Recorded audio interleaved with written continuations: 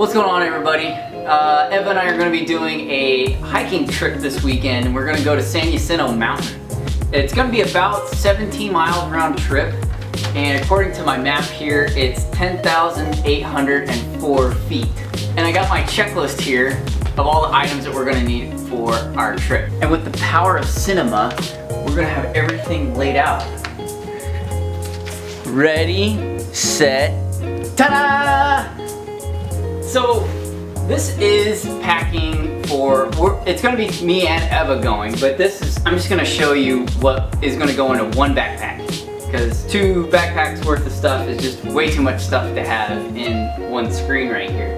We are going for one night, so we don't have to bring a whole bunch of stuff. Mainly we can cut out a lot of food, and I did a little bit of preparation before going on this adventure. There is a lot of water on this trail, so we don't have to bring a whole lot of water with us. We're probably going to bring like maybe 3 liters to start with, and then locate water along the trail so we can come back if we can't find any other water anywhere else, so we can pump more. So I'll run through here what I got. These are just kind of the bare essentials. You can either add or take away some of the stuff here, but actually, before I even get into the equipment, first things first, you want to check the weather where you're going, because that's really going to affect what you bring on a hiking trip, especially an overnight one. So I have checked the weather. It's going to be pretty nice and sunny. At altitude, it's going to be around 40 degrees at night, and during the day, it's probably going to be around 70, up around 9,000 feet. So the hiking conditions are pretty nice. But first of all, I got our Katadyn water pump, and this is handy to when you find a stream, you can pump water with this thing. There's a little tube that goes into the water, and this little tube goes into your backpack, and this little pump lever here will pump water out, and that way you don't have to carry 5 gallons worth of water with you. I usually say safety first, but I would much rather have water than Band-Aids, because if you run out of water out there, you're going to be in more trouble than you are without Band-Aids. So we also have our med kit. It's got Band-Aids, bandages, some scissors, some pretty basic first aid stuff, toilet paper, gotta have toilet paper, toothbrush, toothpaste. This is really cool. This is an inflatable pillow. This is called a jet boil. It uses a little propane tank that screws onto the bottom here, and it boils probably about a quart of water in just a matter of minutes. It's really nice to bring for a number of reasons. In case you have water that you want to sterilize, you can boil it. But mainly what we're going to be using this for is to heat water for breakfast, and I'm going to be bringing some dehydrated meals. And so you just heat up the water, boom. Sleeping bag, hiking poles, sleeping pad. Now you got some options here. You can either bring for speed or comfort. So this one's actually really light, but it's huge and cumbersome. But it inflates to 2.5 inches. And man, this thing is comfy. But as long as you don't mind looking like a dork with this thing strapped onto the back of your backpack, you know, go for it. This is more for like car camping. I'm bringing for speed. This thing's literally the size, like a profile of your body. So if you roll over, you're basically going to be off the mat. But I mean, look how small it is. This is a little fold-up chair, super light. It's made by Alight. This is not a paid endorsement. I had to buy this thing. And we got one of our friends to loan us her sweet Gregory backpack. Ooh la la. Eva's gonna be wearing this. Day bag. So the plan for the trip is to start the hike, get to our campground, drop all of our junk off, set up camp. Then we're gonna grab our day bags and continue to the summit. It'll probably be around 2-3 o'clock in the evening, and then we can just march back down to our campsite, start dinner, and go to sleep basically. And for fun, I'm bringing a hammock. This is a little compact hammock. Someday I'm gonna get brave enough and bring just this, no tent.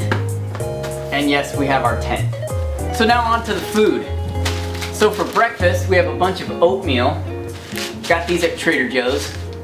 They're really good. Packed a whole bunch of granola bars. For lunch, we're making sandwiches.